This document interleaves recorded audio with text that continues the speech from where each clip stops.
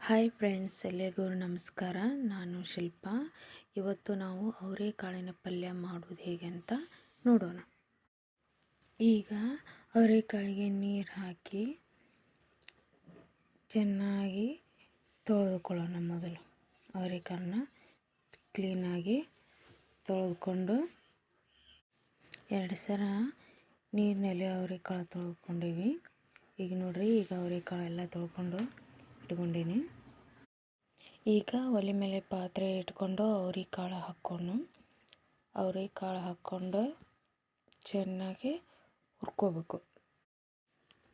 ನೋಡ್ರಿ, ಈಗ ಅವರೆಕಾಳನ್ನ ಹುರ್ಕೋಬೇಕು. ಸ್ವಲ್ಪ ಎಣ್ಣೆ ಹಾಕಿಬಿಟ್ಟು ಅವರೆಕಾಳನ್ನ ಚಲೋತಂಗ ಹುರ್ಕೋಬೇಕು.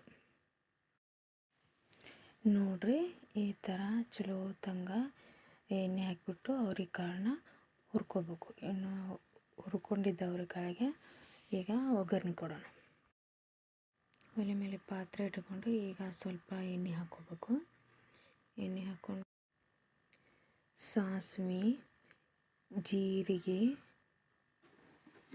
ಕರಿಬೇವು, ಉಳ್ಳಾಗಡ್ಡಿ, ಟೊಮೊಟೊ ಇದನ್ನೆಲ್ಲ ಮಿಕ್ಸ್ ಮಾಡ್ಕೋಬೇಕು. ಉಳ್ಳಾಗಡ್ಡಿ, ಟೊಮೊಟೊ, ಜೀರಿಗೆನ ಮಿಕ್ಸ್ ಮಾಡಿಕೊಂಡು ಈಗ ಅವರೆಕಾಳನ್ನ ಹಾಕ್ಕೋಬೇಕು. ಈಗ ಹುರಿದಿಟ್ಟಂಥ ಎಲ್ಲ ಅವರೆಕಾಳನ್ನ ಅದಕ್ಕೆ ಹಾಕ್ಕೋಬೇಕು. ಈಗ ಎಲ್ಲನೂ ಮಿಕ್ಸ್ ಮಾಡ್ಕೋಬೇಕು. ಉಳ್ಳಾಗಡ್ಡಿ, ಟೊಮೆಟೊನ, ಕೊತ್ತಂಬರಿ, ಜೀರಿಗೆ, ಸಾಸಿವೆ ಎಲ್ಲ ಮಿಕ್ಸ್ ಮಾಡಿಕೊಂಡು ಅರಿಶಿನ, ಮಸಾಲೆ ಹಾಕ್ಕೋಬೇಕು. ಈಗ ರುಚಿಗೆ ತಕ್ಕಷ್ಟು ಉಪ್ಪು ಹಾಕ್ಕೋಬೇಕು. ಖಾರ ಹಾಕ್ಕೋಬೇಕು. ಈಗ ಇದನ್ನು ಎಲ್ಲನೂ ಮಿಕ್ಸ್ ಮಾಡ್ಕೋಬೇಕು. ಚಲೋತಂಗ ಮಿಕ್ಸ್ ಮಾಡಿಕೊಂಡು ಈಗ ಇದಕ್ಕೆ ಸ್ವಲ್ಪ ನೀರು ಹಾಕ್ಕೋಬೇಕು. ಸ್ವಲ್ಪ ನೀರು ಹಾಕ್ಕೊಂಡು ಈಗ ಇದಕ್ಕೆ ಪ್ಲೇಟ್ ಮುಚ್ಚಬೇಕು.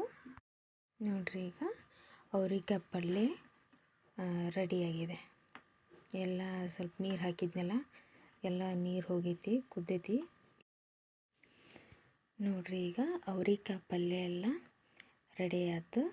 ಈಗ ಅವರೆಕಾಯಿ ಪಲ್ಯ ಸಿಂಪಲ್ಲಾಗಿ ಇದೇ ಥರ ಮನೆಯಲ್ಲಿ ನೀವು ಮಾಡ್ಕೊಳ್ಳಿ.